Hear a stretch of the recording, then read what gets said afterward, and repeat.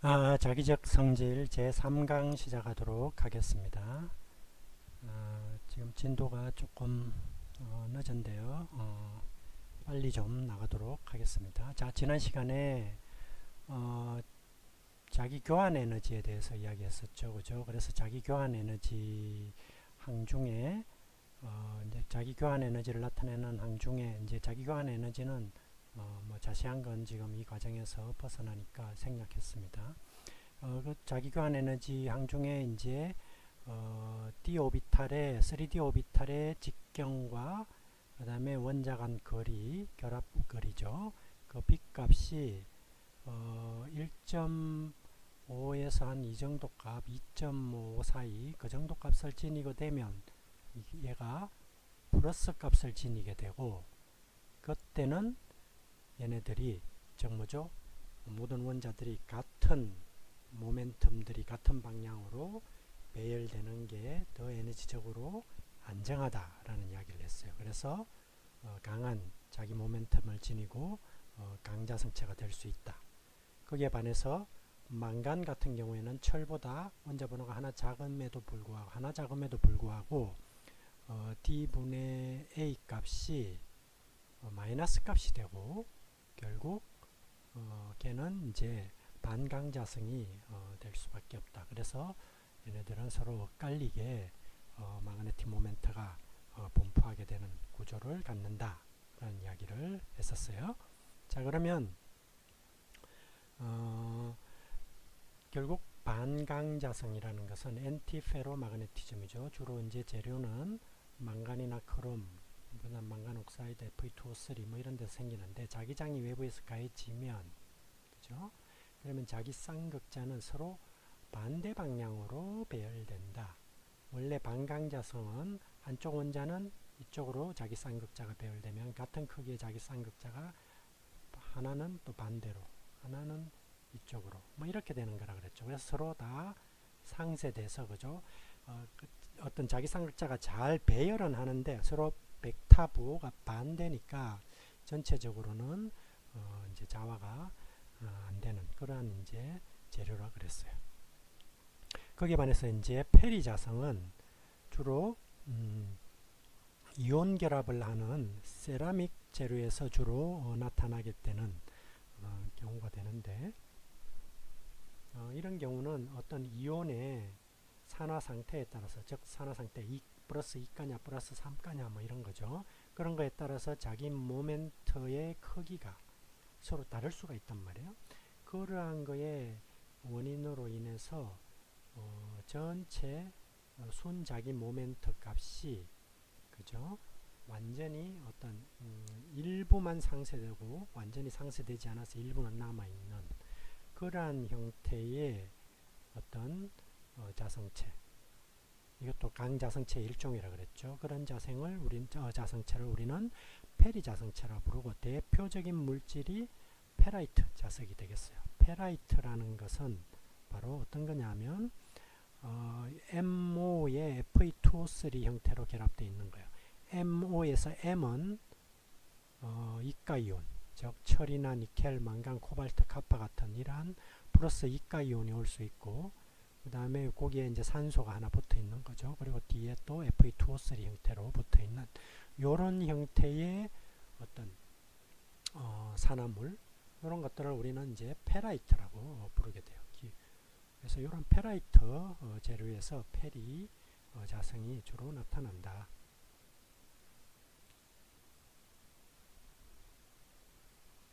그래서 페리 자성은 한쪽으로는 강한 모멘텀, 한쪽으로는 작은 거, 한쪽으로는 강한 거, 한쪽으로는 작은 거, 뭐 이런 형태인 거죠. 그죠? 그래서 전체 네트는 제로는 아니죠. 이쪽으로 전체 네트는 어떤 자기장이 남게 되는 거죠. 강자성은 모든 원자들이 한쪽 방향으로 나열되기 때문에, 그죠? 자기 모멘텀들이, 그래서 아주 강한 자기장을 띠게 되고 자성을 띠게 되고, 그 다음에 반강자성은 서로 반대 방향의 자기 모멘텀을 갖게 되죠. 그래서 얘네들은 서로 상쇄돼서, 그죠? 자성을 띠지 않게 되는 거죠.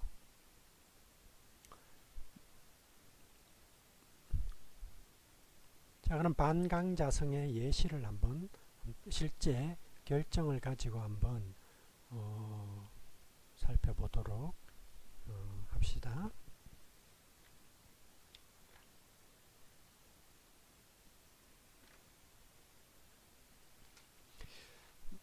자, MNO 재료가 있는데요. 자, MNO 재료는 어떤 거였죠? MNO 재료는 NaCl 구조를 지니고 있어요.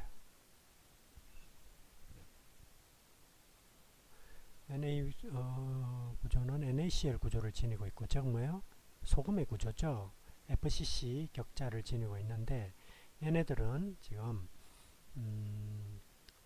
망간 이가 이온하고 산소 마이너스 이가 이온이 서로 이온 결합을 하고 있는 물질이죠. 이온 결합 물질이니까 양이온과 음이온이 정기적인 그 인력, 쿨롬 인력에 의해서 결합되고 있고, 따라서 양이온, 모든 양이온은 음이온에 의해서 둘러싸이고, 모든 양이온은 이 음이온으로 둘러싸여 있고 싶어하고, 모든 음이온은 양이온으로 둘러싸여 있고 싶어하죠. 정기적으로 서로 반대부호인 거죠.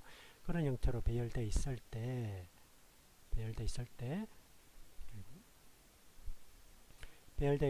이 산소 음이온은 스핀과 오비탈 모멘텀이 완전히 서로 상쇄돼요. 그래가지고 전체 네트 모멘텀이 제로예요. 즉 자기 모멘텀을 만들지 못한다는 거죠. 음이온은. 왜? 이 산소는 마이너스 2가잖아요. 그러니까 산소는 마이너스 2가를 받아들이면, 산소는 원자 번호가 몇 번이죠? 원자 번호가 8번이잖아요. 그죠? 원자 번호가 8번이죠. 그러니까 전자 두 개를 더 받아들이면 완전한 불활성 기체의 구조가 되겠죠. 그래서 전자 두 개를 받아들여서 완전한 불활성 기체의 구조가 됐어요. 아까 불활성 기체의 구조가 되면 모든 오비탈에 전자가 꽉 차 있고, 그러한 오비탈에 차 있는 전자들은 서로 스핀이 업과 다운이다 서로 상쇄가 되죠. 따라서 얘네들은 다 제로가 돼요. 거기에 반해서 이제 망간 이가이온, 얘는 이제 전자 두 개를 잃고 이가이온이 됐죠. 망간 이가이온은 어때요? 얘네들은 안티패러럴한 스핀을 갖게 돼요. 그래서 서로 반대 방향으로 마그네틱 모멘트를 인가하게 돼요. 즉 얘네들은 스핀 모멘텀은 가지고 있어요. 근데 하나는 이쪽 방향이고, 하나는 이쪽 방향이고, 하나는 이쪽 방향이고, 하나는 이쪽 방향, 여기도 하나는 이쪽 방향, 이쪽 방향이죠. 그죠? 그런 식으로 서로 반대 방향을 가지고 있으니까 이 걔네들도 어때요? 서로 상쇄되겠죠. 마그네틱 모멘텀이. 그죠? 그래서 뭐요? 전체 재료는, 이 MNO 재료의 전체 마그네틱 모멘텀은 0인 거죠. 그죠? 그런데 이 상태에서, 근데 어때요? 이 모멘텀들은 잘 배열은 되어 있죠. 서로 같은 크기의 모멘텀들이 서로 반대 방향으로 배열되어 있을 뿐이죠. 그죠? 근데 외부에서 이제 자기장이 인가되면, 그러면 자화가 될 거 아니에요. 그죠? 가이엠으로. 근데 이때 그 특정 온도, 닐 온도라고 부르는 특정 온도가 되면 이제 거기서 어떤 일이 일어나냐면, 닐 온도에서는 엔티패러럴 모멘트가 서로 사라져요. 그래서 그러면 얘네들이 뭐요? 사라지는 거죠. 모멘텀이 반대 방향으로 이렇게 패러럴한, 즉 나란한, 그죠? 그러면 이때는 자기장이 최고가 돼요. 자기장이. 그 다음에 닐 온도보다 이상이 되면 재료는 상자성체가 된다라는 거죠. 완전히 이제 얘네들이 랜덤하게 돼요. 랜덤 방향으로. 그죠? 그래서 마그네틱 인덕션이 온도의 증가에 따라서 이제 유도되는 정도가 틀려진다. 온도가 올라가면 대체적으로 자성을 잃게 돼요. 왜냐하면 원자들이 열적으로 진동하고 뭐 이렇기 때문에 그 영향을 받게 된다고 알려져 있어요. 근데 거기에 반해서 반강자성은 그러면 닐 온도 이하에서 나타나는 거예요. 닐 온도. 닐 온도라는 거는 뒤에서 나중에 다시 설명하도록 하겠습니다. 닐 온도라는 건 어떤 거냐면 예를 들면 이제 그 반강자성 그 물질에서 그죠? 그 반강자성체가 상자성으로 바뀌는 그 온도를 닐 온도라고 불러요. 즉 예를 들어서 반강자성체가 있는데 반강자성체가 어떤 특정 온도를 기준으로 저온일 때는 반강자성을 띠는데 고온이 되면 이제 상자성으로 바뀌는 거죠. 그 비슷한 형태로 우리가 뒤에서 배우겠지만 강자성체인데 저온에서는 강자성체인데 고온이 되면 상자성으로 바뀌는 그러한 특정 그 바뀌는 온도가 있을 거예요. 그런 온도를 우리가 뒤에서 나중에 큐리 온도라고 배울 거예요. 큐리 온도는 강자성이 상자성으로 바뀌는 온도를 말하고 닐 온도는 반강자성이 상자성으로 바뀌는 온도를 의미하는데 그러면 그 닐 온도 이하에서는 반강자성체를 지니게 되잖아요. 그죠? 그때 반강자성체가 되는 이유가 MnO는 바로 뭐요? 플러스 양이온들이 서로 반대 방향으로 즉 모멘텀은 가지고 있지만 스핀 모멘텀은 가지고 있지만 반대 방향으로 서로 배열되어 있기 때문에 전체 마그네틱 모멘텀은 제로다. 뭐 이런 이야기가 되겠어요.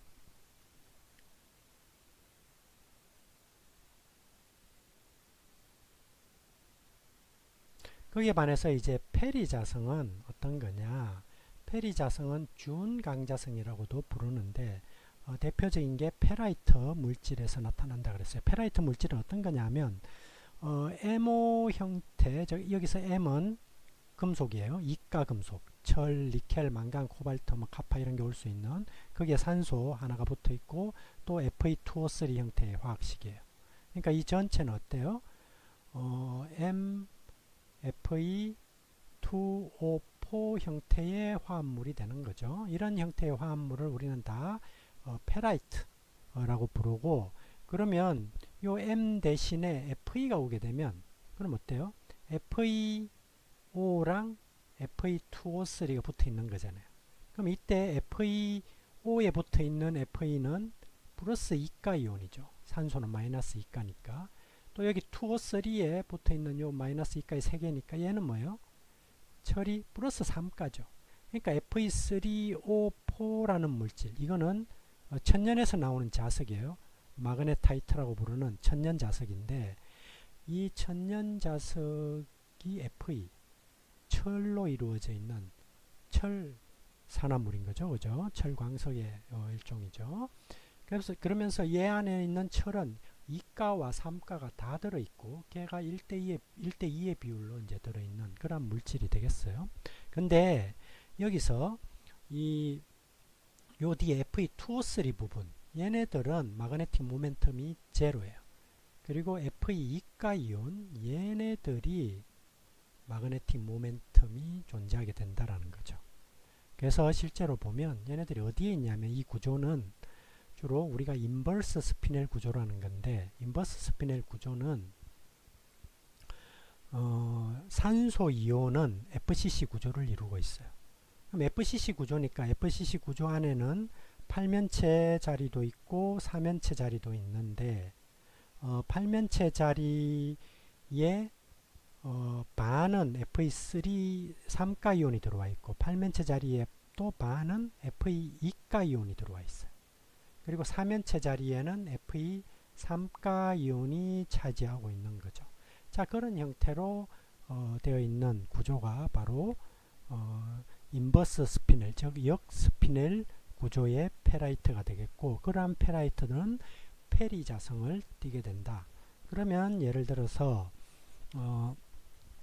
Fe3가 이온은 8면체 자리에 있다 그랬잖아요. 여기 8면체 자리고 여기 4면체 자리예요.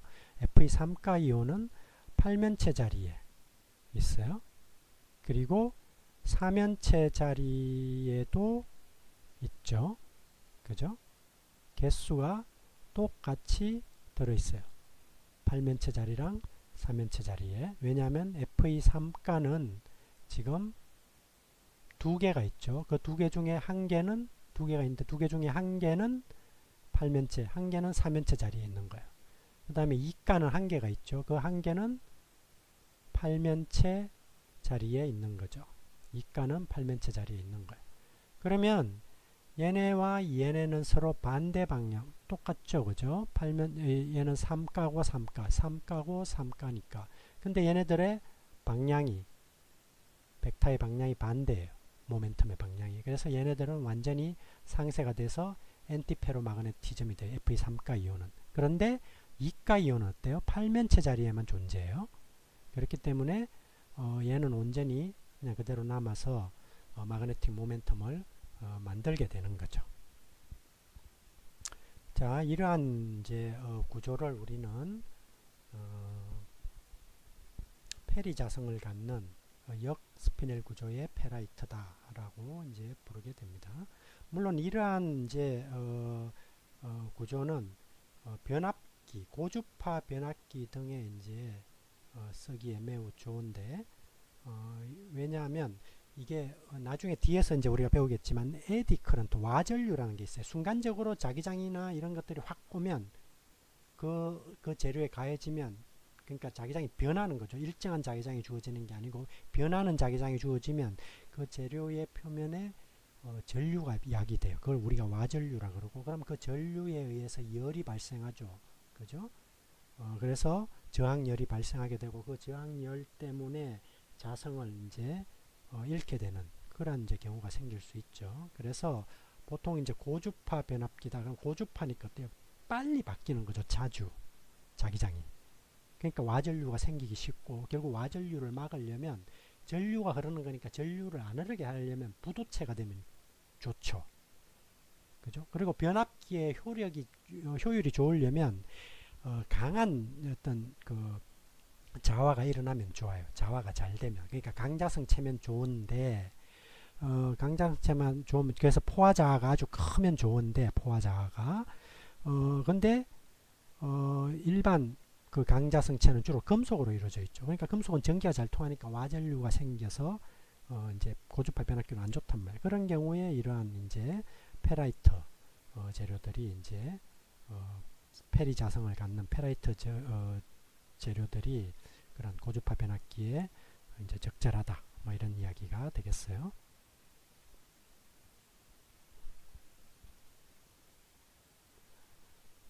이런 페리 자성을 갖는 이러한 우리가 스피넬 구조와 역스피넬 구조에 대해서는 지금 여기 설명을 해놨어요. 그러니까 스피넬 구조는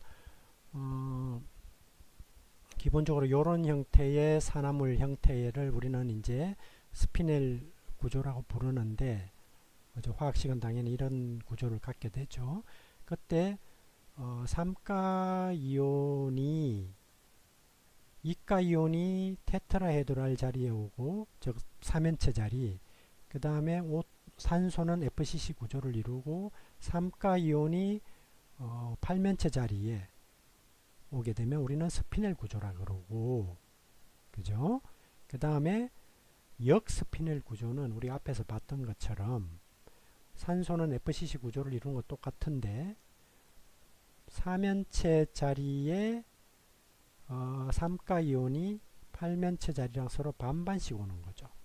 3가 이온이 4면체와 8면체에 반반씩 들어가고 2가 이온이 8면체 자리에만 들어가는 그런 형태를 우리는 이제 역스피넬 구조 이렇게 이제 부른다는 거예요. 그래서 역스피넬 구조가 대표적인 게 이런 형태를 띠는 거죠. 얘는 스피넬 구조고 그리고 그러한 자리에 대한 이제 모식도는 지금 여기 그림을 그려놨는데 이거는 여러분들이 나중에 이게 여러분들 이해를 돕기 위해서 그림을 그려놓은 거고 이런 원자들이 산소 이온 음이온들이 이루고 있는 FCC 결정 구조고 그 내에서 그죠 팔면체 자리는 어디에 있냐면 바로 이 빨간색으로 이루어진 111면과 파란색으로 이루어진 111면의 정가운데, 즉 이 채심이죠. 여기 보면 빨간색 삼각형과 파란색 삼각형의 한가운데 중심, 거기에 팔면체 자리가 있고, 또 어디에 있냐 하면 각 모서리의 중심에 팔면체 자리가 있어요. 그죠?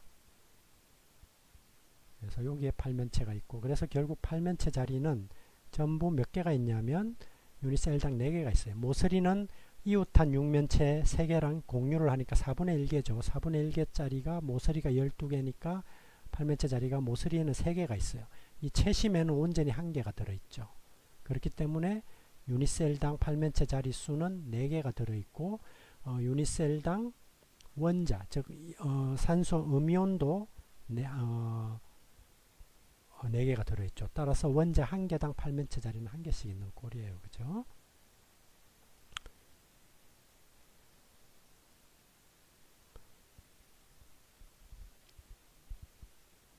자, 그래서 그리고 테트라헤드랄 사이트는 어디에 있죠? 테트라헤드랄 사이트는 바로 여기에 있죠. 즉, 요 원자랑 요 산소, 유산소, 요 산소 음이온이 이루는 사면체, 정사면체가 있고, 그 정사면체의 센터 되는 위치, 거기에 사면체 자리가 있어요. 그러니까 사면체 자리는 몇 개가 있죠? 전부 이쪽 모서리에서 4분의 1, 4분의 1, 4분의 1 들어간 위치, 또 그래서 각 꼭지점 8개에서 그죠? X축, Y축, Z축으로 4분의 1, 4분의 1, 4분의 1 들어간 위치에 다 팔면체 자리가 있으니까 전부 팔면체 자리는 8개가 있어요. 그죠?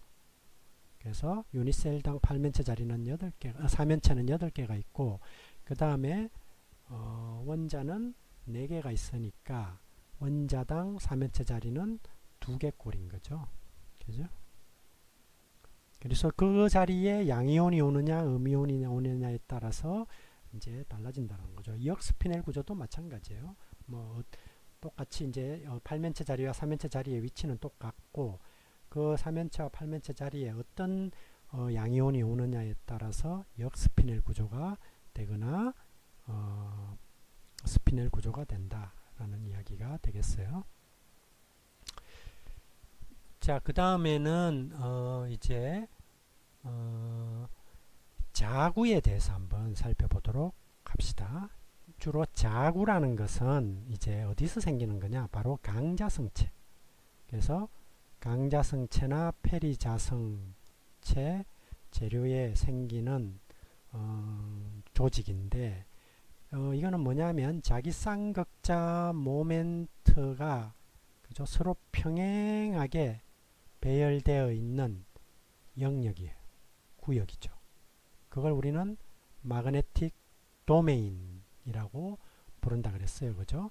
자, 그러면 이렇게 서로 평행하게 있는 걸 뭐라 그랬죠? 모든, 예를 들어서 이게 하나의 결정립이라고 그럽시다. 그러면 그 결정립 내에 뭐 원자들이 쫙 배열되어 있겠죠. 그 원자들이 서로 막 이웃해서 결합을 하고 있을 거예요. 그럼 그 원자들 하나하나의 마그네틱 모멘트들이 여기 화살표로 쫙 그려놨어요. 그 화살표를 보면 다 똑바로 나란하게 그려져 있죠. 자, 이런 걸 뭐예요? 서로 같은 방향으로 스핀 모멘텀을 갖도록 서로 커플링이 일어난다 그랬죠. 그걸 우리는 마그네틱 다이폴, 즉 자기 쌍극자 커플링이라 그러고, 그러한 커플링 현상은 현상에 의해서 그죠? 이렇게 이쪽 부분이 다 같은 방향이면 얘가 하나의 자구가 되고, 또 이쪽 부분은 이쪽 방향으로 커플링이 일어난 거죠. 자, 그죠? 그럼 이쪽 부분은 이쪽 부분과 서로 마그네틱 모멘트의 방향이 다르죠. 또 여기는 또 아래쪽으로 커플링이 다 일어났어요. 그러니까 이쪽 부분도 하나의 자구가 되고, 이쪽 부분도 하나의 자구가 되고, 이쪽 부분도 하나의 자구, 마그네틱 도메인이 되는 거죠. 그러니까 마그네틱 도메인은 어떤 재료가 있으면 보통 통상적으로는 결정립계가 있고 결정립이 있죠. 이 결정립 안에 더 많은 도메인이 있는 거죠. 도메인 일반적으로. 그리고 이 도메인은 물론 뭐 한 개만 있을 수도 있고, 이 결정립 전체가 하나의 도메인일 수도 있죠. 그리고 그 도메인은 이 결정립계를 가로질러서 존재할 수도 있어요. 얘도 같은 도메인으로 이렇게 뭐 하여튼 도메인과 결정립은 좀 유사하면서도 좀 다른 개념이다 라는 거예요. 즉 결정립계는 뭐예요? 원자가 결정을 이루고 있는데, 즉 규칙적으로 배열되어 있는 그 방향이 달라지면 다른 결정립이 되는 거죠. 이거는 뭐예요? 자구라는 것은 같은 방향으로 배열되어 있는 원자라 할지라도 자기 모멘텀이 그죠? 다른 방향으로 서로 쫙 평행하게 배열되어 있으면 다른 자구가 되는 거죠. 따라서 이 전체 재료에 자화된 벡터 m은 어떻게 되겠어요? 모든 자화, 즉 이 도메인의 자화 m과 이 도메인의 m과 이 도메인의 m을 다 벡터적으로 합치는 거죠. 그죠? 그리고 그때 벡터적으로 합칠 때 그 각 자구의 기여도는 그 부피 분율만큼 서로 이제 기여도를 계산해서 합치게 되겠죠. 그렇게 돼서 다 평균적으로 랜덤하게 자구가 되어 있으면 전체적으로 자성은 띄지 않게 되는 형태가 되겠죠. 그러면 이때 보통 우리가 결정립과 결정립계에서 여기에 그레인이 있고 여기는 그레인 바운더리잖아요. 그죠? 그레인 바운더리가 있죠. 마찬가지로 자구에서도 자구가 자구 사이에는 이러한 계면이 존재하잖아요. 경계면. 그걸 그럼 뭐라고 부를 거냐? 그레인 바운더리와 비슷하게 여기서는 자구는 도메인 바운더리를 안 그러고 보통 도메인 월이라고 불러요. 도메인 월. 자구벽이죠. 자구벽이라고 부르고, 결국은 뭐냐 하면 이쪽 자구랑 이쪽 자구 사이에 벽이 여기에 존재한단 말이에요. 그죠? 그 벽을 확대해서 보면 뭐 이 그림처럼 이런 형태, 어느 정도의 두께를 지니고 있을 거라는 거죠. 그리고 마그네틱 모멘텀이 이렇게 있다가 여기서는 이 방향으로 있는데 이 중간 자구벽 내에서는 그 모멘텀들이 서서히 이렇게 바뀌어 갈 거라는 거죠. 그죠? 그런 형태로 자구벽이 이루어져 있다.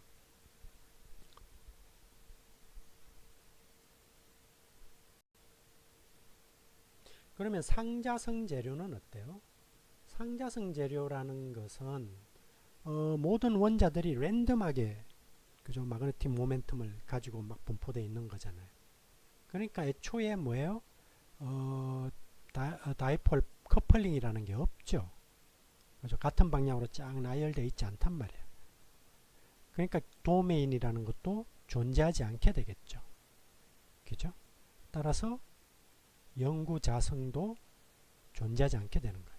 즉 이렇게 도메인을 지녀야 그죠? 그 재료가 영구자성을 띠는 거죠. 그리고 영구자석이 될 수 있게 되는 거예요. 그래서 이러한 자구라는 것은 강자성체에서 나타나는 특성이 되겠어요.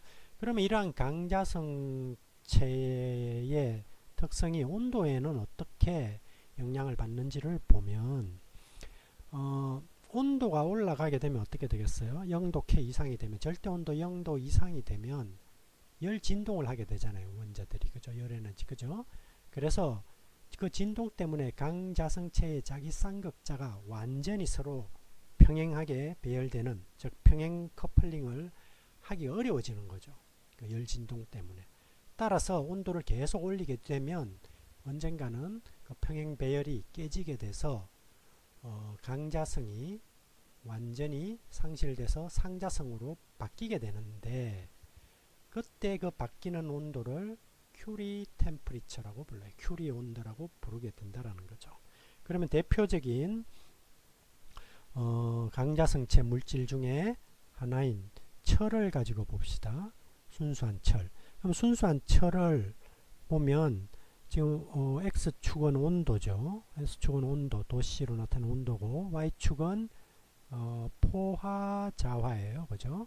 강자성체니까 포화자라는 것은 뭐예요? 외부에서 자기장을 줘서 자화를 시키는데, 모든 자구에 들어있는 모든 자구가 다 자기장 방향으로 다 배열되면, 그래서 재료 전체가 다 그 방향으로 배열되면 더 이상 이제 배열될 원자가 더 이상 남아있지 않죠.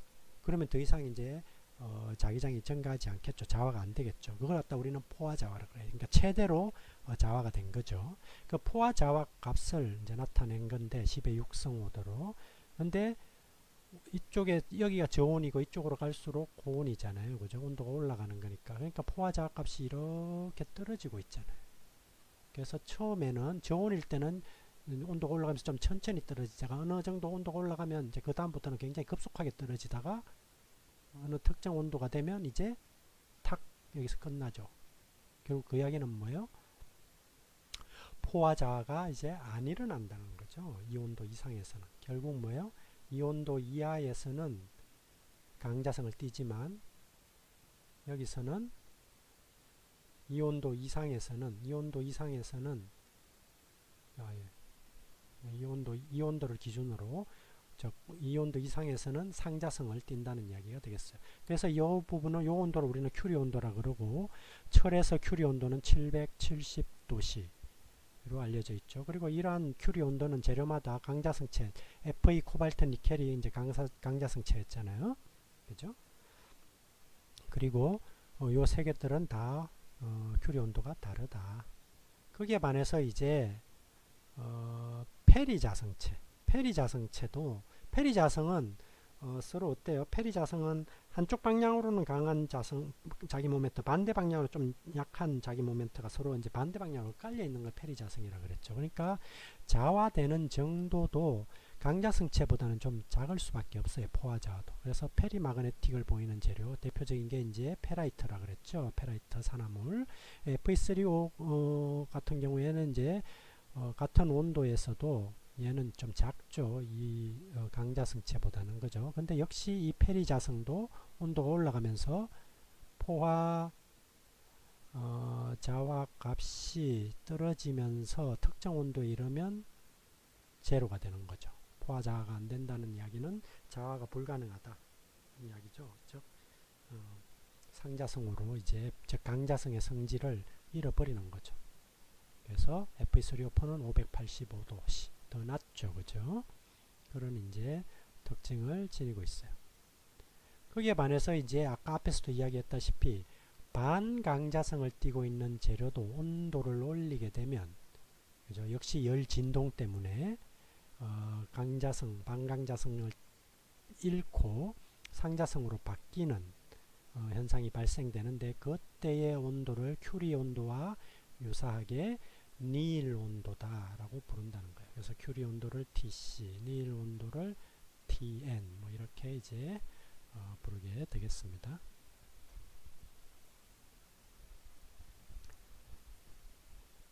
자, 그러면 강자성체의 자구를 보면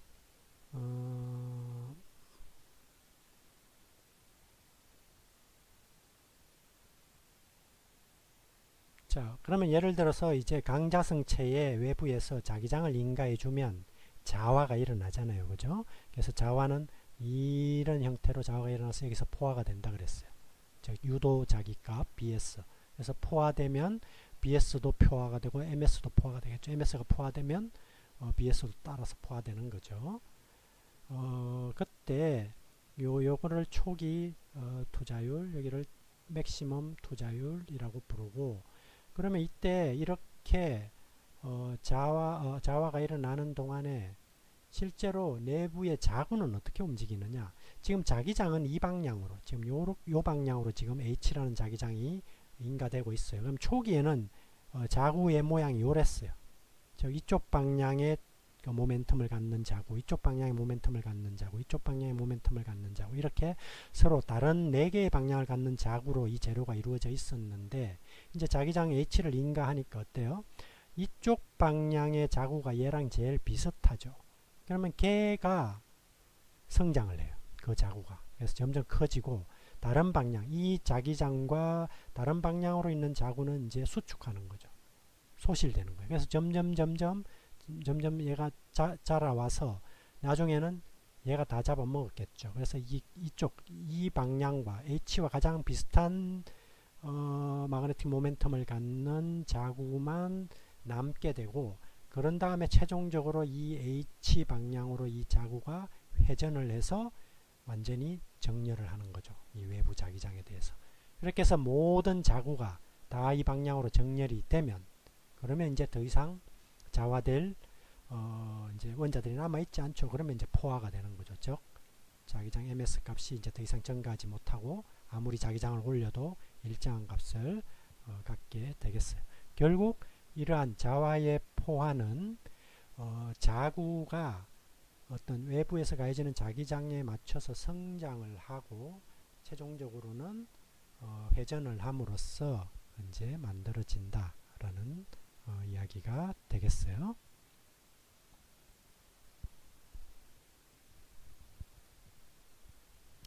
자, 그러면 이때 이제 자구의 구조를 결정하는 이제 인자가 5가지가 있는데 그 인자에 대해서 한번 살펴봅시다. 첫 번째로 교환 에너지.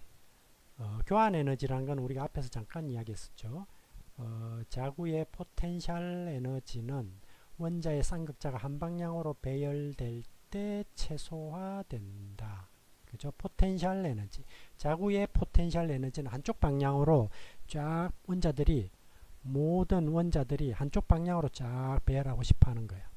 그게 이제 포텐셜 에너지고, 그죠? 강자성체 같은 경우에는 그렇게 한쪽 방향으로 배열하는 게 에너지적으로 교환 에너지에 의해서 우리가 3D 오비탈의 그 직경과 원자 간 거리의 빗값, 그죠? 그 빗값에 의해서 가장 최소의 에너지를 갖는 게 플러스가 될 때 가장 최소의 에너지를 갖게 되고 그 플러스를 가질 때 서로 같은 나란한 방향의 어떤 모멘텀, 쌍극자를 갖는다라는 거예요. 그게 교환 에너지고 두 번째로는 이제 정자기 에너지가 있어요. 정자기 에너지는 외부 자기장에 의해서 만들어지는 강자성체의 자기 포텐셜 에너지다. 외부 자기장에 의해서.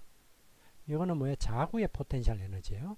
이거는 외부 자기장에 의해서 만들어지는 이제 강자성체의 포텐셜 에너지, 자기 포텐셜 에너지예요. 그러니까 얘네들은 어떤 거냐면 이렇게 다 한쪽 방향으로 이렇게 배열돼 있어요. 그러면 자기장이 이렇게 빠져나가겠죠. 그죠? 그리고 그 자기장은 매우 셀 거예요. 그때 그 에너지를 말하는 거예요. 그럼 그 에너지는 상대적으로 크죠. 근데 만약에 자구를 두 개로 나눠요. 이렇게. 그래서 한쪽은 이쪽 방향, 한쪽은 이쪽 방향의 자구 두 개로 나뉘게 되면 그러면 자력선이 어떻게 됐어요? 여기서 이쪽 방향으로 흐르겠죠. 즉 이 재료 밖으로 많이 안 빠져나오죠. 그죠? 따라서 포텐셜 에너지가 상대적으로 더 줄어요. 그럼 자구를 더 작게 만들면 그러면 자력선이 더 작아지죠. 그죠? 그래서 이렇게 되죠. 결국 플러스와 마이너스가 번갈아 가면서 즉 자구를 많이 만든다. 그래서 즉 자구의 사이즈가 작아지면 작아질수록 정자기 에너지는 낮아지는 거죠. 그죠? 거기에 반해서 교환 에너지는 서로 또 다 나란하게 있으면 한 방향으로 다 나란하게 있으면 또 최소화되는 거죠. 그죠? 또 다른 이제 에너지로는 뭐냐면 자기 결정 이방성 에너지라는 게 있어요. 실제로는 이제 대부분의 자기 자성 재료들이 결정으로 이루어져 있단 말이에요. 그럼 예를 들어서 철 같은 경우에 BCC 구조를 이루고 있어요. 그러면 이 BCC 구조의 자화 방향이 100 방향이냐 111 방향이냐에 따라서 자화되는 정도가 틀려요. 그걸 우리는 자기 결정 이방성이라고 불러요. 실제로 철 같은 경우에 보면 100 방향으로는 외부에서 가해주는 자기장 H에 따라서 자기 유도 B 값이 이렇게 올라가요. 그래서 여기서 포화가 되는 거죠. 근데 111 방향이면 즉 뭐냐 하면 철의 111 방향이 외부에서 가해주는 자기장의 방향하고 나란하도록 놓여 있으면 그러면 포화가 더 천천히 되는 거죠. 즉 자화가 더 잘 안 일어나는 거죠. 그죠? 그래서 이런 걸 갖다 우리는 자기 결정 이방성 마그네토 크리스탈린 어나이소트로피라 그러고 얘네들이 그죠? 높은 즉 포화자가 일어나기 위해서는 만약 얘가 그죠? 포화자가 일어나려면 회전을 해야 되죠. 그죠? 회전을 하거나 그래서 큰 외부 자기장이 필요하게 된단 말이에요. 더 에너지가 더 많이 필요로 하게 되는 거죠. 그죠? 그래서 자화가 일어나기 힘든 방향을 가진 결정립들은 외부 자기장 방향으로 회전해야 되고 그죠? 높은 자기장 하에서 포화 자화가 이루어지기 때문에 이러한 회전을 시키는데 일을 해야 되죠. 에너지가 필요하죠. 그걸 갖다 우리는 자기 결정 이방성 에너지라고 불러요. 그거 세 번째고, 그 다음에 이러한 자기 결정 이방성 에너지는 뭐 같은 입방정이라도, 그죠? 얘는 뭐죠? 얘는 니켈이죠. FCC 구조. 철은 BCC 구조죠. 다르죠, 그죠? FCC 구조인 니켈은 111이 가장 포화가 잘 되는, 자화가 잘 되는 그러한 방향이 되겠어요. 아까 철은 100 방향이었죠, 그죠? 자, 이러한 이유로 해서 보통 이제 변압기에서는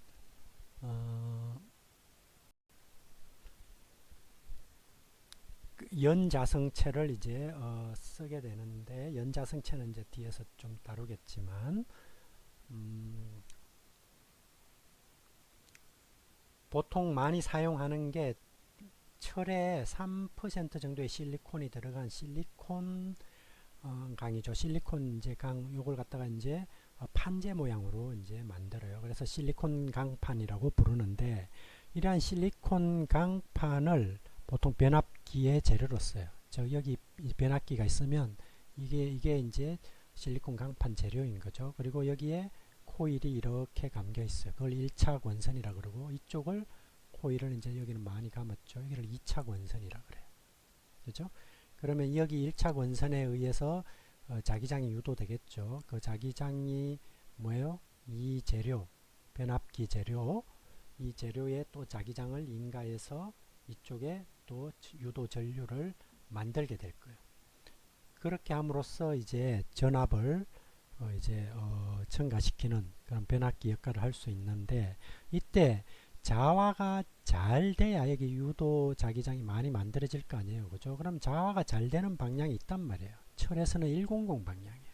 그러니까 모든 결정립들이, 이거는 결정립이죠. 그러니까 실리콘 판재를 아변을 해요. 아변. 거대한 롤러 사이로 실리콘 판재를 통과를 시키면 그 롤러 사이에서 얘네들이 얇은 판재로 바뀌는데, 그때 판재에 가해지는 변형 에너지 때문에 이 결정립들이 이렇게 회전을 하거나 이렇게 이동을 하면서 방향이 바뀌게 돼요. 그래서 특정한 면과 특정한 방향으로 배열되게 되는데, 그때 주로 이제 배열되는 게 110면, 즉 이 판재의 면이 그 안에 들어있는 BCC 결정의 110면과 나란하고, 그 다음에 이 방향이 110 방향과 나란하도록 그렇게 만드는 거죠. 이 모든 결정들이 다 똑같은 방향이면 어떻겠어요? 그러면 하나의 단결정이 되겠죠. 그러니까 거의 비슷하게 살짝 틀어져 있도록 다 배열을 시키는 거예요. 대부분이 110면에 1001 방향 이쪽이 되도록 그렇게 만드는 걸 우리는 텍스처, 집합 조직을 만든다라고 표현을 해주게 되는데요. 그렇게 만들게 되면 자화가 더 잘 일어나겠죠. 그죠? 그래서 그러한 강판을 써서 이렇게 이제 재료를 만들게 되면 여기에 1차 코일에 전류를 흘려줬을 때, 그죠? 자기장이 유도가 되고, 그죠? 그 자기장에 이때 그 자기장에 의해서 2차 코일에 흐르는 전류는, 그죠? 두 개의 권선 차이 수에 의해서 달라진단 말이에요. 여기는 조금 감고 여기는 많이 감았다 그래봐요. 그죠? 감수를. 그러면 N1분의 N2가 되죠. 그죠? 그렇기 때문에 결국 V1분의 V2, 여기에 걸리는 전압과 여기에 걸리는 전압, 그 차이가 이 차이만큼 난다 라는 이야기가 바로 변압기의 원리가 되겠어요. 그죠? 그래서 실제로 여기 200회를 감은 220V에 20A 전류를 흘려주면 이쪽에서는 출력은 300번 감은 권선에서는 어떻게 되겠어요? 바로 330V의 출력에 13.3A의 어떤 전류가 나온다는 거죠. 즉 전압이 상승하게 됐죠. 자, 이런 게 바로 이제 변압기의 원리가 되겠어요. 물론 자세한 내용은 여러분들이 천천히 읽어보시면 충분히 이해하실 수 있을 거예요. 그 다음에 또 이제 에너지가 5개가 있다 그랬죠. 자구의 어떤 형태에 영향을 주는 에너지가. 또 다른 에너지는 네 번째로는 자구벽의 에너지예요. 자구벽이라는 것은 결국 뭐야? 자구와 자구 사이의 경계잖아요. 그죠?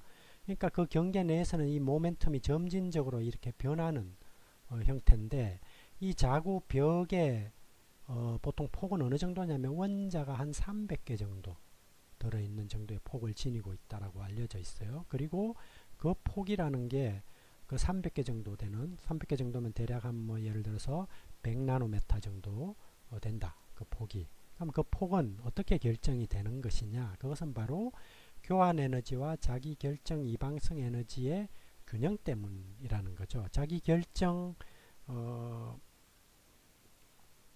교환 에너지라는 것은 결국 뭐예요? 교환 에너지는 얘는 서로 나란할수록 그 에너지가 낮은 상태가 된단 말이에요. 그죠? 그러니까 결국 뭐예요? 얘 폭이 작다는 거는 여기는 이 방향이고 여기는 궁극적으로 이렇게 되면 팍팍 돌아야 되죠. 그죠? 폭이 넓다는 이야기는 여기는 이 방향이고 이쪽은 이 방향이면 서서히 돌아 나가면 돼요. 그죠? 뭐 이렇게 돼서 이런 식으로. 그죠? 그러면 얘네들은 이웃한 사이가 큰 차이가 없죠. 여기서는 이웃한 사이의 차이가 팍팍 커져요. 그죠? 그래서 교환 에너지는 벽이 얇을수록 증가하는 거죠. 그죠? 거기에 반해서 자기 이방성 에너지는 벽이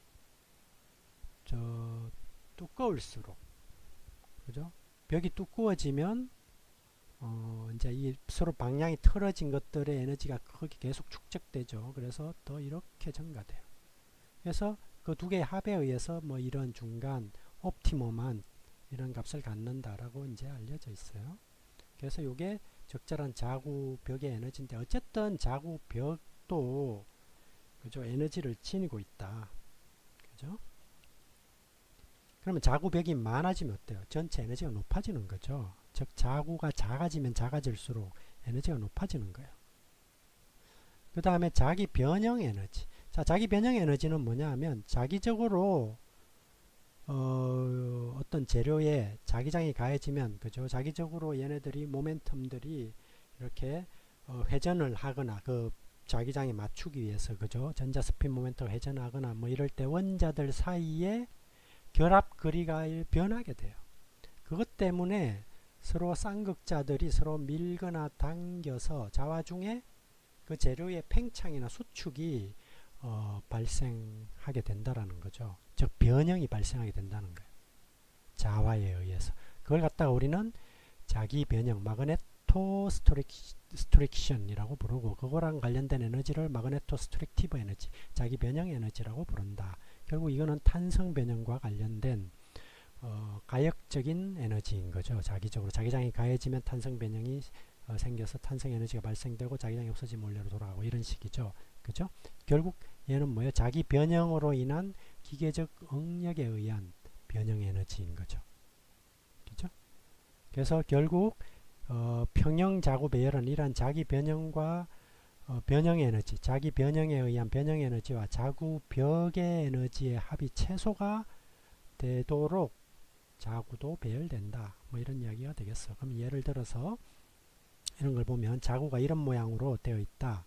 그러면 얘는 좀 수축하고 뭐 이래가지고 여기는 빈 공간이 생기는 거죠. 얘는 많이 팽창하고 뭐 이래서 여기는 이렇게 오히려 삐져나가게 되죠. 이런 것들이 최소화돼야 변형 에너지는 적을 거 아니에요. 그죠? 그 다음에 어쨌든 얘를 잘게 쪼개면 쪼갤수록 또 자구 벽의 에너지는 또 높아지겠죠. 많아지겠죠. 그러니까 변형 에너지와 자구 벽의 에너지를 최소로 하기 위해서 적절한 모양으로, 뭐 예를 들면 이런 형태로 이제 배열을 한다라는 거죠. 그게 자구가 어떤 특정한 모양을 지니는 그런 원인이 되겠습니다. 물론 이제 이러한 자기 변형 곡선을 보면 외부에서 가해준 자기장에 대해서 이러한 변형, 마그네토 스트릭션, 이 변형 에너지, 저기 왼쪽은 뭐예요? 변형률이죠. Y축은. 그러니까 초기 길이분의 델타 L, L분의 델타 L이니까 변형률이죠. 그러니까 보면 자기장이 커지면 커질수록 뭐 철 같은 경우에는 오히려 변형률이 증가됐다가 이렇게 막 마이너스로 감소되는 거나 뭐 다 다르죠. 재료마다. 그죠?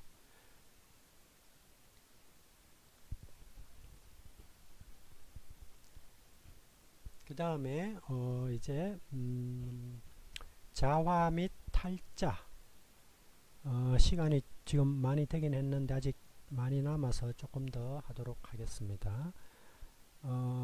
자기 이력 루프를 먼저 이제 보도록 합시다. 강자성 금속을 자화를 하거나 탈자를 시켜 보겠어요. 자, 예를 들어서 어떤 강자성 재료를 초기에 완전히 탈자를 시켜요. 그래서 자성을 하나도 안 띄도록 만든 다음에 자화를 시키면, 즉 자기장을 가해주면 이런 커브를 보인다 그랬죠. 그래서 여기서 포화가 됐어요. 그런 다음에 자기장을 제거해요.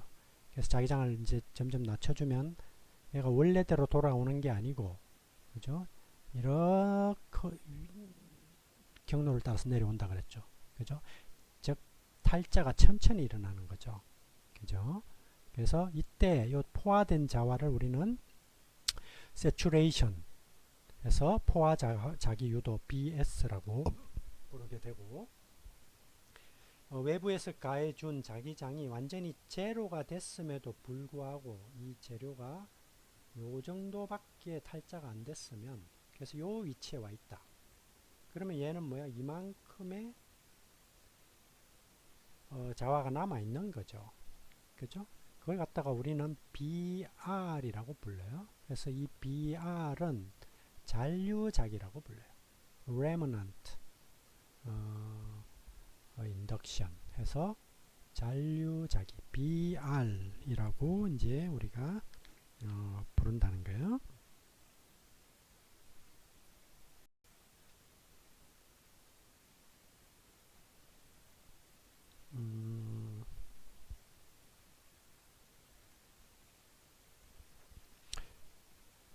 자, 그리고 이제 계속 자기장을 이제 반대 방향으로 외부에서 걸어주는 거죠. 이쪽은 이제 이쪽을 기준으로 해서 마이너스 쪽이죠. 그러니까 자기장을 반대로 걸어주는 거예요. 그러면 이 재료의 자화되는 정도가 점점점 작아져서 언젠가는 2영이 되는 거죠. 즉 완전히 이제 탈자가 된 거죠. 완전히 탈자를 시키기 위해서는 이만큼의 외부 자기장을 걸어줘야 돼요. 그죠? 그때의 자기장을 세기 요 D 위치에 그 자기장 크기, 그죠? 마이너스의 값이죠. 반대 방향이니까. 그걸 우리는 뭐라고 부르느냐? 보자력이라고 불러요. coercive force. 그 기호로는 coercive에서 C를 따와서 HC로 나타내는 거죠. 그래서 coercivity 혹은 coercive force라고 부르고, 그래서 거기서 계속 마이너스 자기장을 걸어주면 얘가 쭉 내려오다가 여기서 이제 마이너스에서 포화가 일어나요. 반대 방향으로 자화가 일어나는 거죠. 그리고 다시 자기장을 인가하면 다시 이쪽을 따라가는 거예요. 그래서 자기장을 인가하고 자기장을 반대로 인가하고 이러면 계속 여기가 왔다 갔다 하는 거죠. 그죠? 이러한 어떤 루프를 그리게 되는데, 이 경로가, 이러한 루프를 우리는 자기 이력 루프라고 부른다는 거죠. 즉 자화와 탈자, 즉 자화는 마그네타이제이션, 탈자는 디마그네타이제이션이라 그러는데, 자화와 탈자 할 때, 즉 자화와 탈자가 서로 다른 경로를 따른다는 거죠. 그죠? 자, 이게 바로 히스테리시스 루프다. 그러면 이때 히스테리시스 루프의 면적, 이 면적이죠. 그죠? 이 면적은 뭐랑 관련이 있느냐?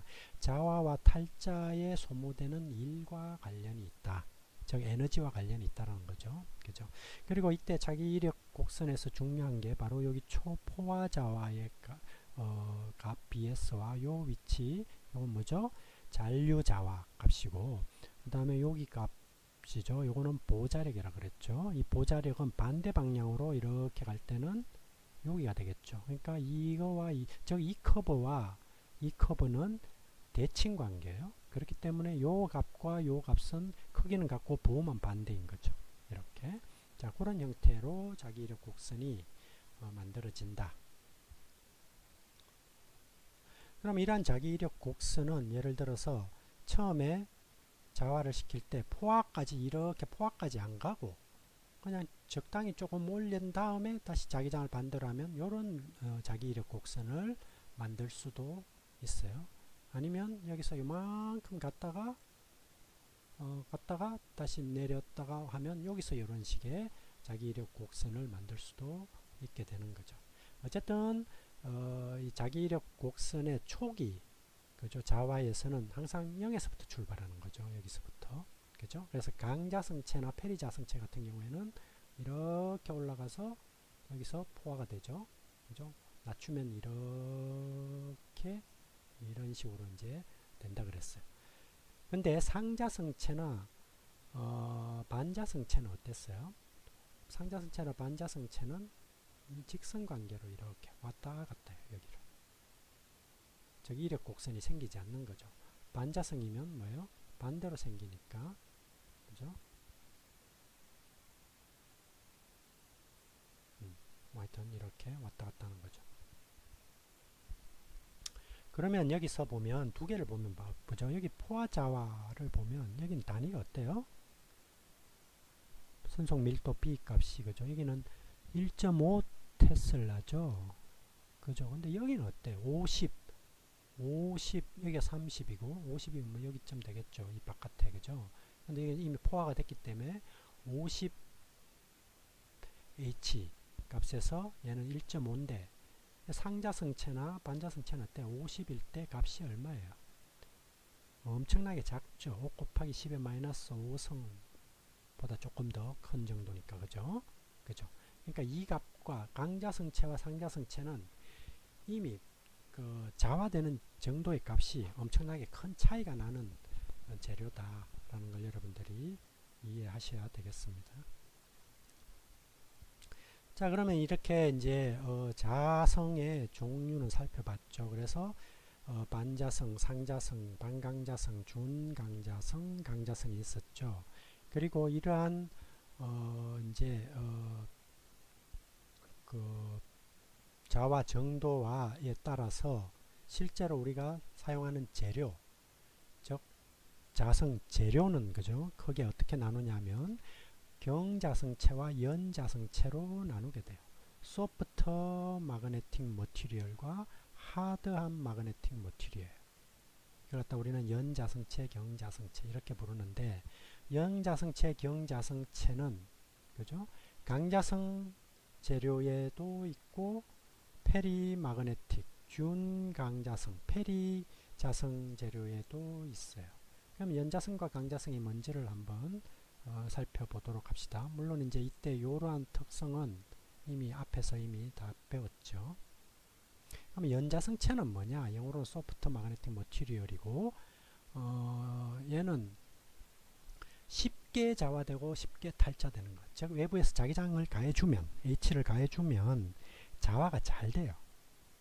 그리고 매우 높은 포화 자기 유도값, 즉 BS 값도 매우 높은 특징을 지니고 있어요. 그러면서 탈자를 시키면 탈자도 잘 되는 거죠.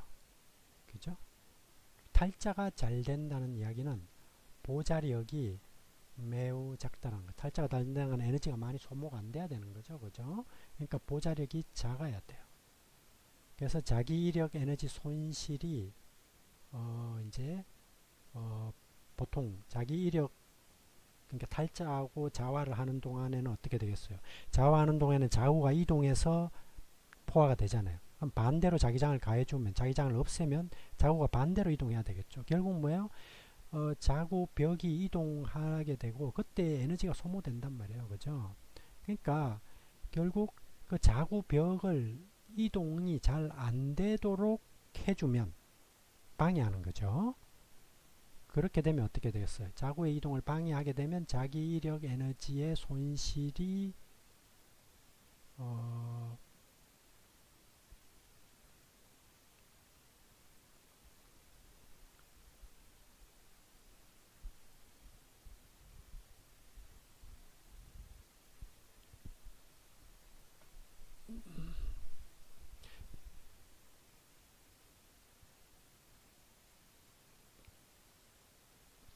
즉 뭐예요? 불순물이나 결정, 결함, 전이, 석출물들 이런 것들은 뭐예요? 자구벽이 이동하는 것을 막아주는 방해물 역할을 하는데 이런 것들을 내부에 만들어주면 자구의 벽이 이동을 못해. 그러면 원래로 돌아갈 수가 없겠죠. 그죠? 그러면 뭐예요?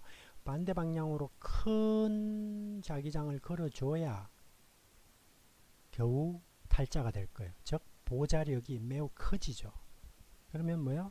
자기 이력 곡선에서 그 면적이 넓어지는 거죠. 즉 그러면 뭐요? 자기 에너지 손실도 증가되는 게 되겠어요. 그죠? 즉 자기 이력 에너지가 손실이 일어나는 거죠. 왜냐하면 자기 이력에 의해서 자와 탈자하는 동안에 그 다음에 이제 와전류 에너지 손실은 또 어떤 거냐면 전도성 자성체에 교류 전류가 흐르면 교류 전류를 흘려주면 자기장에 의해서 교류 전류가 흐르면 이제 자기장이 변하잖아요, 계속. 그러면 순간적으로 자기장이 변하면 그 자기장에 의해서 전이전압 기울기라는 게 발생하게 되고 이로 인해서 와전류, 즉 이걸 갖다가 영어로는 이제 에디 커런트라 그래요. 에디 커런트가 흐르게 되는 거죠, 그 재료에.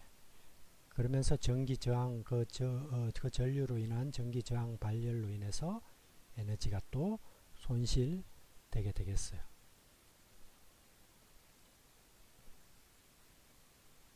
결국 뭐냐 하면 그러면 이러한 와전류를 줄여주는 방법은 뭐예요? 전기 유도되는 전류가 그죠? 전류가 잘 안 흐르도록 해주면 되죠.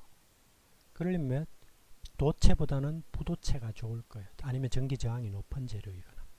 그죠?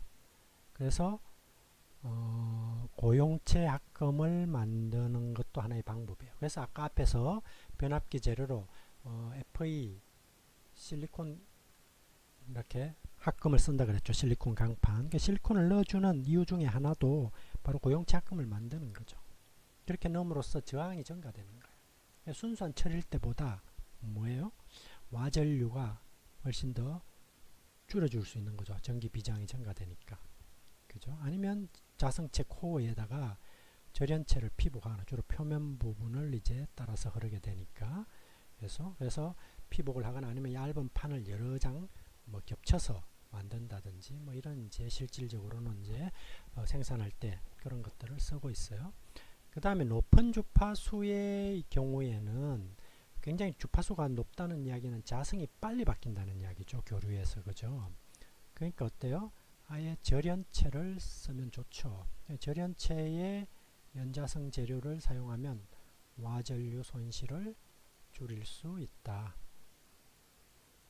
즉 변압기나 이런 데는 연자성체를 이제 써야 되는 거. 쉽게 자화하고 쉽게 탈자가 돼야 되는데 그죠?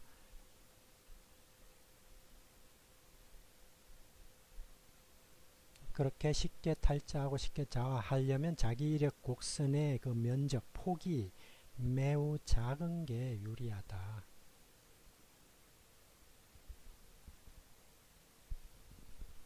그래서 지금 이 그림을 보면 연자성체는 자기 이력 곡선이 이렇게 좁죠. 경자성체는 이렇게 넓어요. 그죠? 그러니까 경자성체는 보자력이 매우 크죠. 얘는 보자력이 매우 작죠. 그죠? 그러니까 이런 이제 특징이 있어요. 그래서 실리콘 강판 같은 경우에 연자성 재료로 널리 쓰이는데 전기 저항을 증가시켜서 와전류도 이제 에디 커런트를 줄여주고 그 다음에 교소는 또 철의 이방성 에너지를 감소시키고 투자율도 증가시켜줘요. 자기 변형 에너지 손실도 감소시켜줘요. 그래서 이런 여러 가지 이점이 있기 때문에 이제 요즘 변압기 재료로는 교소 강판이 많이 쓰이는 거죠. 이런 자기 변형이 일어나면 이게 자기 변형에 의해서 치수가 변하니까 실제로 이런 변압기 같은 데서 소음의 원인이 되기도 해요. 그러니까 이런 것들도 매우 중요한 요인 중에 하나죠. 그러니까 변압기에서 나는 소음을 줄여주려면 이런 이제 자기 변형 이런 게 최소로 시켜줘야 되는 그런 특징이 있다라는 거죠. 물론 이제 교소를 넣어줌으로써 철의 연성이 나빠지고 그 다음에 포화자화를 줄인다는 이 값이 그죠? 낮아지는 거죠. 그죠? 그래서 포화자화를 줄이고 또 TC 이건 뭐였어요? 큐리 온도도 낮아지는 단점이 있어요. 큐리 열이 뭐 변압기에서 열이 나면 그죠? 상자성으로 바뀌면 쓸모가 없어지잖아요. 그죠?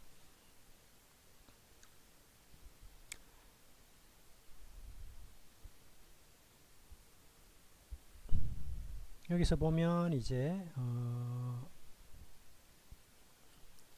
소프트 마그네틱 머티리얼인데 몇 가지가 나와 있어요. 그러면 여기서 보면 초기 그죠? 초기 투자율 그게 또 중요하다 그랬죠. 그죠? 그 다음에 뭐죠? 그 세츄레이션 그죠? 포화 자기 유도 값도 중요하다 그랬어요. 그죠? 그래서 지금 보면 초기 값이 지금 뭐 이런 슈퍼몰로 이런 것들은 굉장히 크죠. 그죠? 그래서 여기 보면 이 초기 값이 굉장히 큰 그러한 재료일수록 연자성 재료 쉽게 자화되고 쉽게 타화되는 거죠.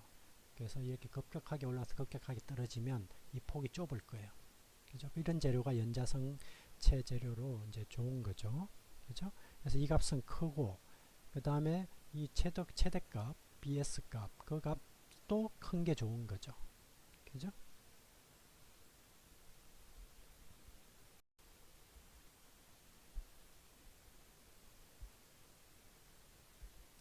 그 다음에 이제 경자성체요. 경자성체는 쉽게 자화도 어렵고 그 다음에 탈자도 어려운 그러한 이제 자성체예요. 그러니까 높은 보자력과 큰 잔류자기를 지니는 특징을 지니고 있어요. 대개 이제 이러한 경자성체는 영구자석인 에서 나타나는 이제 현상이 되겠죠. 그래서 높은 자기력 손실과 탈자가 어렵다. 그래서 지금 보면 보통 이런 경자성체의 이제 그 특성을 나타내는 방법으로는 최대 에너지적이라는 게 있어요. 즉 여기 보면 이건 아까 자기 이력 곡선에서 2, 4분면의 커브죠. 그죠? 얘가 이렇게 가서 뭐 이런 커브로 이렇게 왔다 갔다 한다 그랬잖아요. 그죠? 그때 여기 2, 4분면의 거기에요. 그럼 여기서 포화돼 가지고 이렇게 내려왔죠. 여기를 뭐라 그랬죠? 아까 잔류작이라 그랬죠. BR 값. 그리고 최대로 탈자가 됐을 때 그래서 자기장이 0이 됐을 때의 외부 자기장에 인가된 크기 을 우리는 보자력 HC라 그랬어요. 그죠? 결국 이러한 최대 에너지 적이라는 것은 B와 H의 곱으로 여기는 H고 X축은 얘는 B잖아요. B와 H의 곱이 최대가 되는 그걸로 측정이 된다는 거죠. 그 이야기는 뭐냐면 요게 2, 4분면에서 커브가 요렇게 돼 있잖아요. 그럼 요 점 같으면 B 값은 얘고 H 값은 얘예요. 요 점 같으면 B 값은 얘고 H 값은 얘죠. 얘점 같으면 B 값은 얘고 H 값은 얘예요. 그럼 이 사각형의 넓이가 밑변 곱하기 높이 한 사각형의 넓이가 여기서는 얘가 되고 여기 이쪽으로 갈수록 큰 값이에요. 이 사각형은 얘가 되고 이 사각형은 다시 작아졌죠. 그래서 얘가 되는 거죠. 예를 들면 그죠. 그런 식으로 사각형 넓이가 다 다른데 아이고, 최대인 사각형은 바로 요 지점일 때의 사각형이고 그때의 곱 그걸 갖다 우리는 BH 맥시멈 최대 에너지 적이다 라고 부른다는 거예요. 그럼 이 최대 에너지 적이 뭐냐? 바로 탈자와 곡선의 상한선에 탈자와 곡선의 상한선에 내접하는 최대 사각형의 면적이 된다. 결국 뭐다?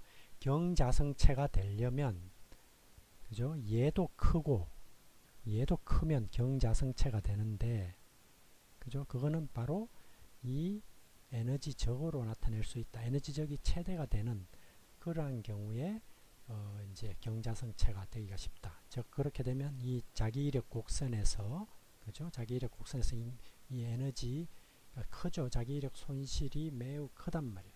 그러니까 탈자가 어려운 거죠. 상대적으로. 그러니까 영구자석으로 남을 수 있는 그러한 이제 조건이 되는 거죠. 물론 이게 에너지인 이유는 얘를 에너지라고 부르잖아요. 그죠? 최대 에너지적이죠. 에너지적 적이라는 게 곱한다는 말이잖아요. maximum energy product.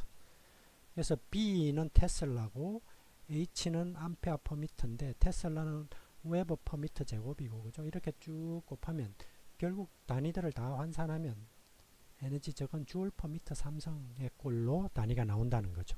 즉 단위 부피당 에너지의 차원을 갖는 게 바로 BH 최대 에너지적이 되겠어요. 그럼 경자성체의 종류는 크게 일반적인 경자성체랑 고에너지 경자성체로 나뉘게 되는데 보통 이제 BH 에너지 적이 2에서 한 80 정도 되면 일반적인 경자성체, 80 이상이 되면 고에너지 경자성체로 이제 나누게 돼요. 그래서 BH 값을 보면 여기 두 개 같은 경우에 상당히 높죠, 그죠? 나머지는 여기는 그죠? 요 정도의 값을 갖는 거고, 그죠? 그럼 얘는 일반적인 경자성체고 얘는 고에너지 경자성체가 되는데 결국 경자성체가 되려면 쉽게 자화나 탈자가 안 돼야 되죠. 그러려면 어때요? 자구벽이 잘 이동을 안 해야 되죠. 못하게 해야 되죠. 그죠? 그래야 그냥 자화된 다음에 탈자가 못 되는 거죠.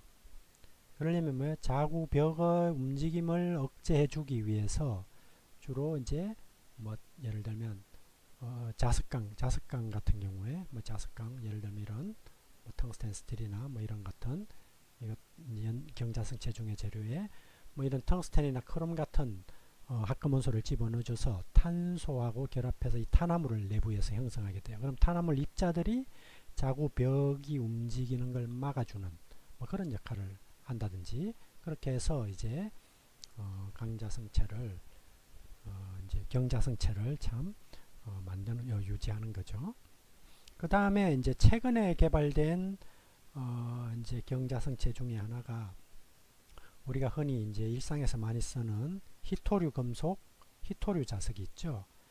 이거는 뭐냐면 사마륨과 코발트의 1대5 중간 화합물 상이고 얘는 니오디움, Fe, 보론이 이렇게 결합한 2대14대1로 결합한 중간 화합물 상이 되는데 얘네들은 매우 그죠? BH 값이 크죠. 그러니까 아주 강한 강자성을 띠는 재료가 되겠어요. 고에너지 경자성체가 되겠죠.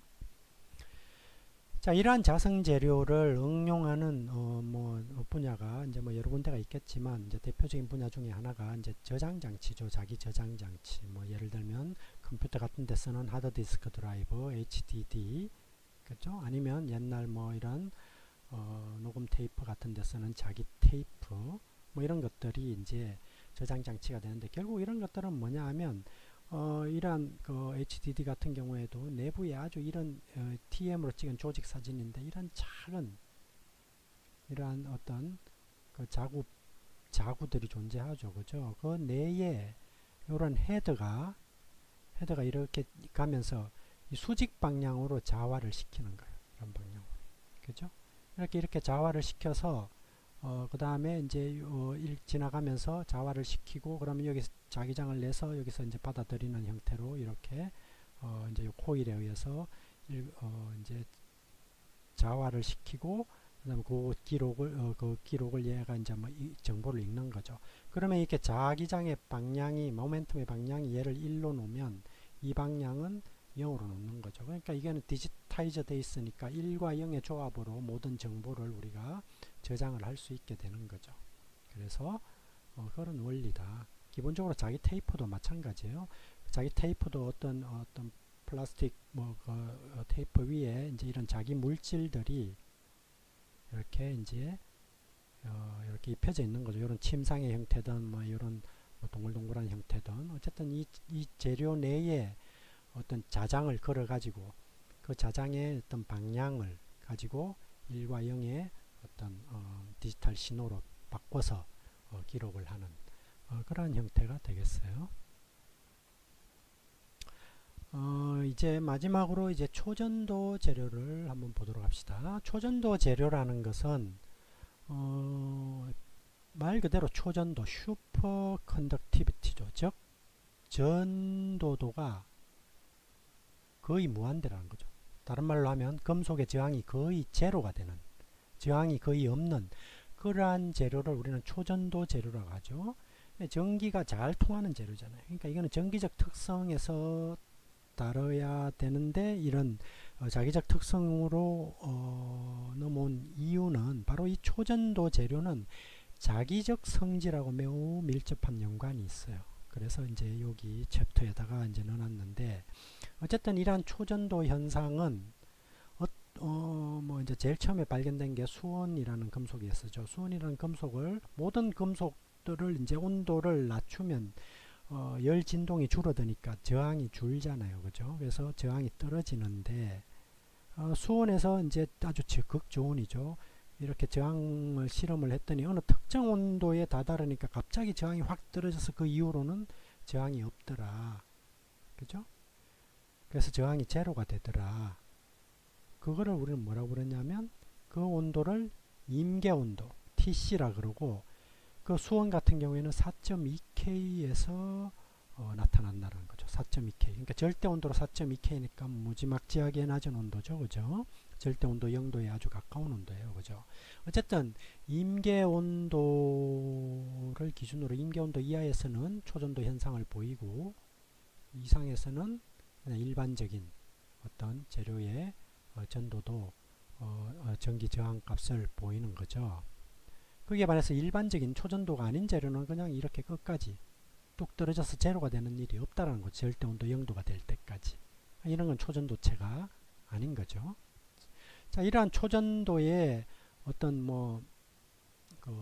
이유는, 초전도 현상이 일어나는 이유는 현재까지 이제 몇 가지 이론들이 알려져 있지만, 대표적인 게 쿠퍼 BCS 이론이라 그래가지고, 그죠? 쿠퍼 쌍, 즉 전자가 서로 쌍을 이루어서 페어를 이루어가지고 이렇게 이제 있으면 어떤 열 진동에 의한 어떤 스캐터링이 산란이 일어나지 않게 되고, 따라서 자유전자가 아주 그 스캐터링을 일으키지 않고 그냥 그대로 잘 이동할 수 있게 돼서 전도 현상이, 초전도 현상이 일어난다. 뭐 이런 이론이 되겠어요.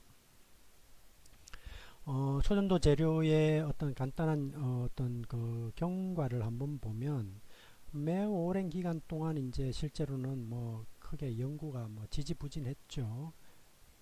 그리고 대체적으로 많은 이제 금속들에 대해서 임계 온도를, 초전도 현상을 보이는 재료들에 대해서 이제 측정을 해보니까, 그죠? 금속 같은 경우에는 이 정도, 그죠? 9K, 4K 이 정도죠. 그 다음에 금속간 화합물, 니오비움 화합물이죠, 대부분. 그래서 금속간 화합물, 니오비움 화합물에서는 임계 온도가 20K 정도, 그죠? 그 정도였다는 거지.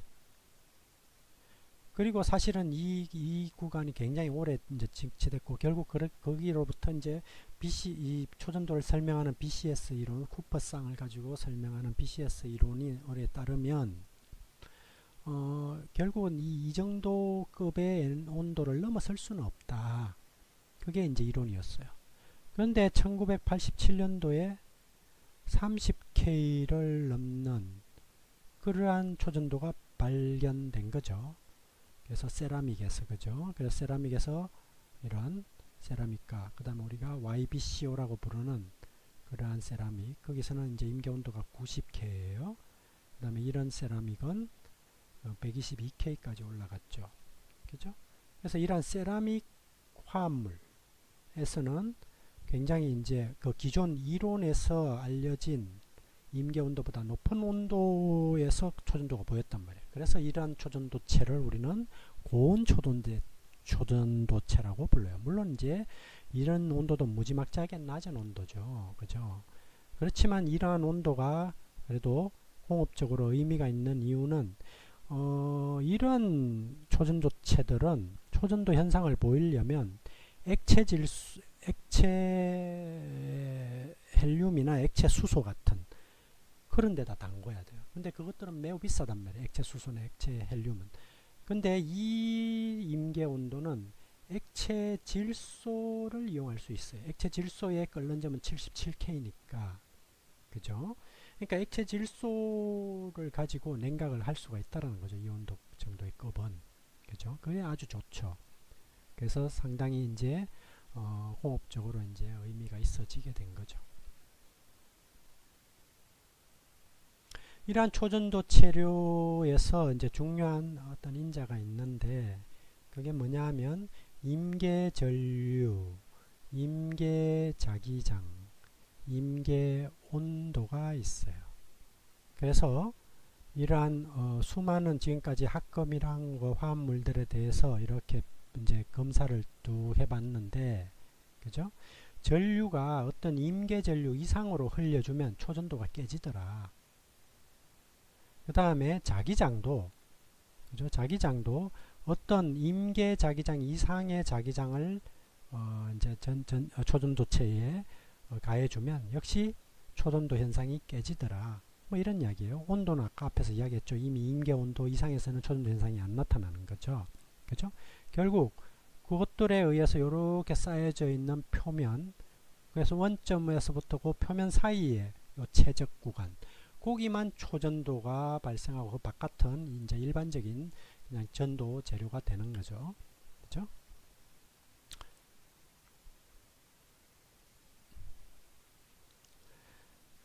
그리고 이러한 이제 초전도 재료에서 이러한 임계 앞에서 이야기한 것처럼 임계 온도랑 임계 자기장, 임계 전류 밀도가 매우 중요한 인자인데, 그죠?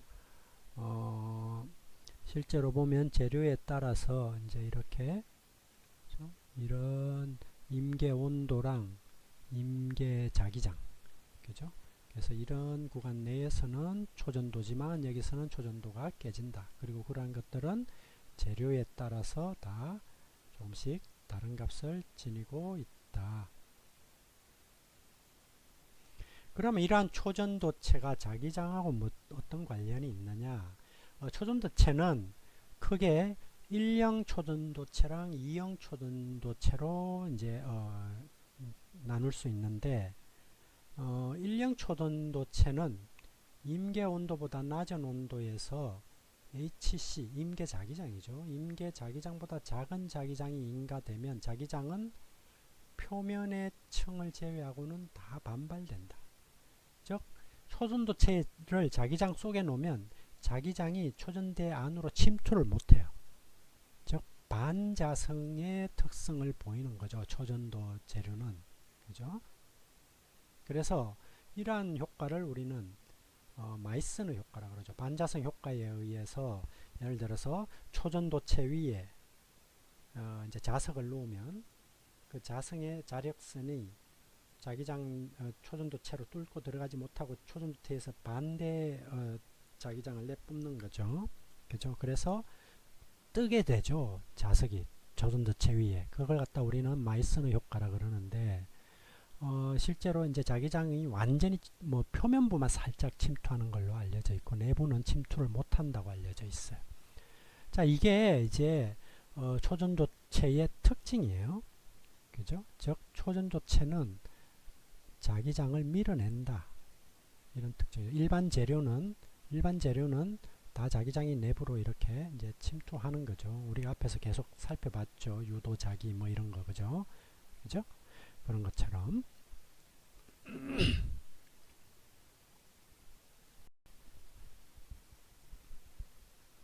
그런데 이제 만약에 그 어떤 임계 자기장보다 작은 자기장이 인가되면 이제 다 밀어내는데 임계 자기장보다 큰 자기장을 인가하면 어떻게 되겠어요? 그러면 이제 이런 형태로 그냥 다 뚫고 들어간다라는 거죠. 이런 형태의 초전도체를 타입 1이라고 불러요. 1형 초전도체. 그러니까 임계 자기장을 기준으로 해서 임계 자기장까지는 다 자기장을 밀어내요.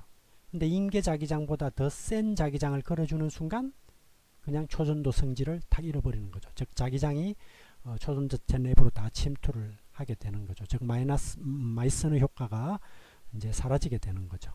그죠? 자, 그런 특징이 되겠어요. 바로 이제 이런 마이스너 효과는, 즉 자기장을 밀어내는 마이스너 효과는 바로 이러한 그 자기 부상 열차를 이제 우리가 이용할 수 있는 이제 원리 중에 하나가 되는 거죠.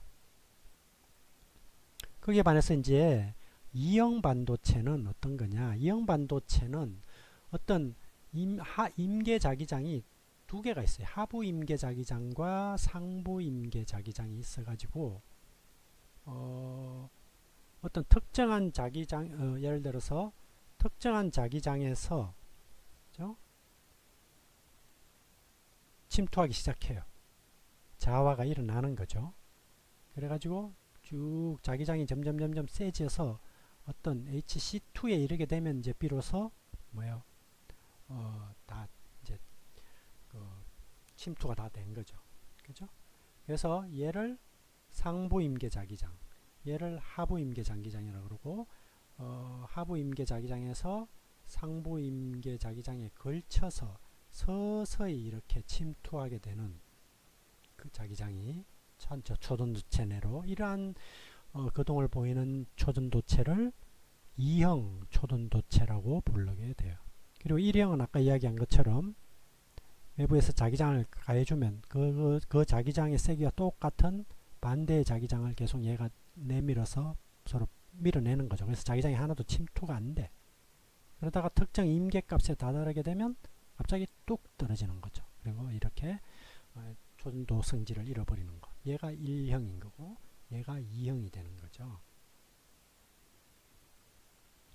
그래서 이 상태는 지금 결국 이 천이 과정에서는 결국 초전도 상태와 정상 상태가 섞여 있는 혼합 상태다 라고 이제 부르게 되고, 뭐 이거는 좀 어려운 이야기인데 자속 양자선이라는 양자화된 자속 다발의 형태로 초전도체 내부를 이제 투과한다고 알려져 있습니다.